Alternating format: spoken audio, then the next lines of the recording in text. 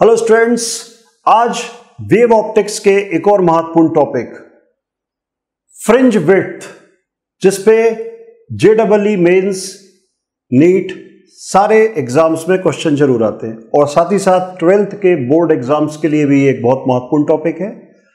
आज हम समझेंगे फ्रिंज विड्थ क्या होती है। अभी इसके पहले आपने देखा इंटरफेरेंस के लेक्चर में कि स्क्रीन पे आपको इस तरीके से ब्राइट डार्क ऑल्टरनेट फ्रिंजेस मिलती हैं। तो दो लगातार ब्राइट के बीच का सेपरेशन या दो लगातार डार्क के बीच का सेपरेशन, उसको हम कहते हैं फ्रिंज विड्थ। ये फ्रिंज विड्थ का सिंबल है x bar. So this is the definition, the separation between two consecutive bright or two consecutive dark fringes is known as fringe width। और वो fringe width कैसे हम कैलकुलेट कर सकते हैं, उसी के लिए आज का ये डेरिवेशन है। तो यहां पे आप एक डायग्राम देख रहे हैं। इस डायग्राम को आप ध्यान से देखेंगे कि ये एक सोर्स से दो कोहेरेंट सोर्सेज आपको दिख रहे हैं, S1 S2। S1 से जो वेव निकल रही है और S2 से जो निकल रही है, वो सुपर इंपोज होने के बाद पॉइंट P पे हम पहुंच गए हैं। अब पॉइंट P पे ब्राइट और डार्क कुछ भी बन सकता है, ये तो पार्ट डिफरेंस पे डिपेंड करेगा। अभी हमको नहीं मालूम कि P पे ब्राइट है कि डार्क है। ये जो स्क्रीन है, स्क्रीन और ये सोर्सेस के बीच का डिस्टेंस, ये है कैपिटल D, और दोनों कोहेरेंट सोर्सेस के बीच का डिस्टेंस है स्मॉल d। तो एक सिंबल हो गया कैपिटल D, एक सिंबल हो गया स्मॉल d। अब आते हैं हम x, जो कि सबसे इंपॉर्टेंट पैरामीटर है न्यूमेरिकल्स के लिए। x इस स्क्रीन के सेंटर से उस पॉइंट P का डिस्टेंस है जहां पे ब्राइट और डार्क बन रहा है। तो सेंटर से उस पॉइंट P का डिस्टेंस को हम x से रिप्रेजेंट कर रहे हैं। तो इस पूरे डेरिवेशन में आपको तीन सिंबल ध्यान रखना है, कैपिटल D, स्मॉल d और x। Capital D is the distance between source and screen. Small d is the distance between two coherent sources, and small x is the distance from center to the point P where maxima minima forms. चलिए, अब यहां पे सबसे पहले आप देखेंगे triangle S2PR। ये मैंने डॉट लगा दिया, S2PR। इस ट्राइंगल में अगर आप पाइथागोरस का थ्योरम लगाते हैं तो S2P का स्क्वायर, हाइपोटेनियस का स्क्वायर, बेस का square means D square plus perpendicular का स्क्वायर।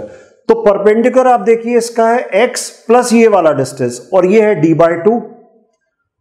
तो यहां पे आ गया x प्लस d/2 का होल स्क्वायर।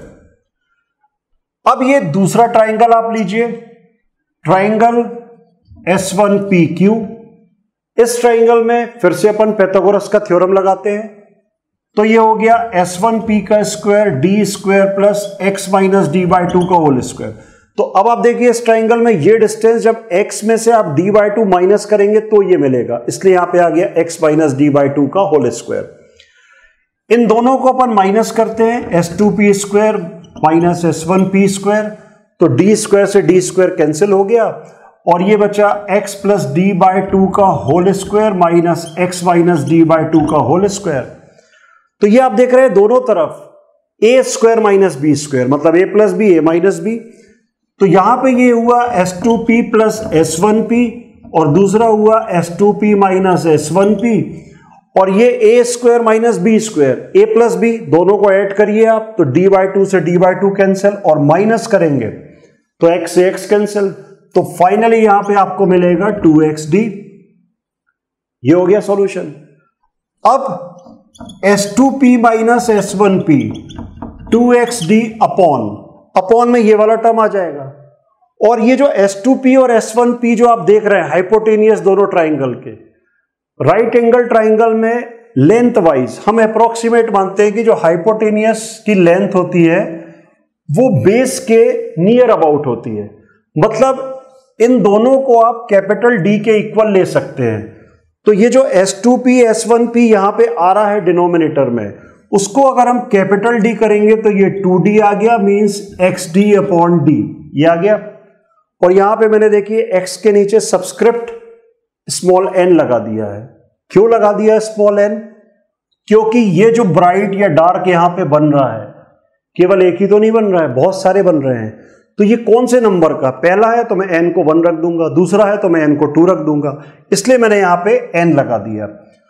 और ये S2p माइनस S1p, ये तो आपको अभी ट्राइंगल का पार्ट दिख रहा है, S2p माइनस S1p, दोनों का हाइपोटेनियस को माइनस कर रहे हैं। लेकिन इंटरफियरेंस के चैप्टर के दृष्टि से आप देखेंगे तो आप बोलेंगे कि ये तो पाथ डिफरेंस है, इस सोर्स से जो लाइट ट्रेवल कर रही है वो इतना ट्रेवल कर रही है, इस सोर्स से इतना कर रही है, मतलब ये सोर्स से इतनी लाइट ज्यादा ट्रेवल कर रही है। तो अगर मैं S2p माइनस S1p कर रहा हूं, so that is nothing but it is path difference x and d by d। ये मैंने निकाल दिया पाथ डिफरेंस, ये हो गया।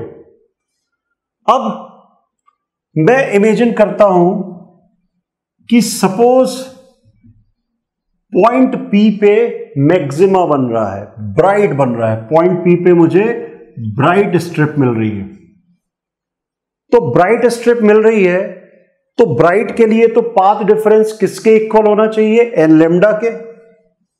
तो path difference x and d by d should be equals to n lambda. Therefore xn equal to n lambda d by d, ये आ गया। तो यहां पे अगर पहला ब्राइट बन रहा है तो x1 equal to n equal to 1 रखा तो लैम्डा d बाय d, और अगर दूसरा ब्राइट बन रहा है उसके ऊपर थोड़ा सा आगे तो n इक्वल्स टू 2 रख दूंगा तो x2 equal to 2 lambda d by d। तो अब आप देखिए कि मान लीजिए सपोज ये सेंटर है, ये पहला ब्राइट है और ये दूसरा ब्राइट है, इस तरीके से ये दो ब्राइट आपको दिख रहे हैं। x1 क्या है? सेंटर से पहले ब्राइट का डिस्टेंस, और x2 क्या है? सेंटर से दूसरे ब्राइट का डिस्टेंस। तो अगर मैं x2 में से x1 को माइनस कर दूंगा तो मुझे ये दो ब्राइट के बीच का डिस्टेंस मिल जाएगा, और इसी को तो मैं कह रहा हूं फ्रिंज विड्थ। मतलब अगर मैं x2 माइनस x1 कर दूं 2 lambda d by d minus lambda d by d, तो मुझे मिल गया लैम्डा d बाय d।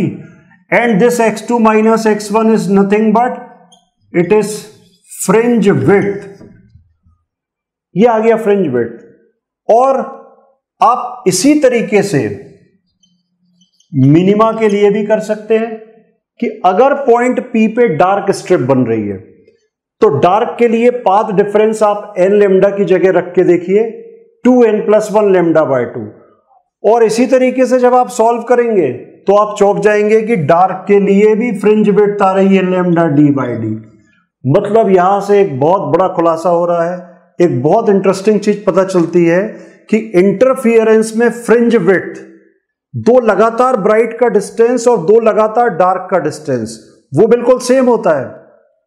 और इसी कारण इंटरफियरेंस को जिस ग्राफ से रिप्रेजेंट किया जाता है वो ग्राफ में आप ध्यान रखते हैं कि फ्रिंज विड्थ बिल्कुल सेम रहती है। पहली ब्राइट स्ट्रिप जितना चमक रही है सेंटर पे, सेंटर इज ऑलवेज ब्राइट क्योंकि वहां पाथ डिफरेंस 0 होता है। जितना सेंटर चमक रहा है उतना ही पहला ब्राइट, उतना ही दूसरा ब्राइट, दूसरे तरफ आएंगे तो भी यही कहानी। तो इंटरफियरेंस का जो ग्राफ होता है उसमें यह शो हो रहा है दो चीजें कि सेंटर का ब्राइट जितना चमक रहा है लास्ट में भी जो ब्राइट होगा वो भी उतना ही इल्यूमिनेट होगा, साथ ही साथ फ्रिंज विड्थ चाहे ब्राइट की हो या डार्क की हो वो बिल्कुल सेम होगी। और यहां से आप कुछ और कंक्लूजन ड्रॉ कर सकते हैं। x bar proportional to d, x bar inversely proportional to d, x bar proportional to lambda. तो स्टूडेंट्स कोई भी डेरिवेशन में फॉर्मूला जब आ जाए उसके बाद छोड़िए मत, उसके आगे का भी एनालिसिस करिए। और आगे का अगर आपने एनालिसिस कर लिया तो आपसे कई ऑब्जेक्टिव थ्योरेटिकल ऐसे ही बन जाएंगे। तो यहां से देखिए x bar proportional to capital D। Capital D क्या है? सोर्स और स्क्रीन का सेपरेशन। अगर ये सेपरेशन में बढ़ाऊंगा तो x बार भी बढ़ेगा, फ्रिंज विड्थ और अच्छी मिलेगी आपको। अगर मैं ये दो सोर्सेस, कोहेरेंट सोर्सेस को पास पास बनाऊंगा तो स्मॉल डी जितना कम करूंगा एक्स बार उतना ही बढ़ेगा, फ्रिंज विड्थ और अच्छी मिलेगी। X bar proportional to lambda.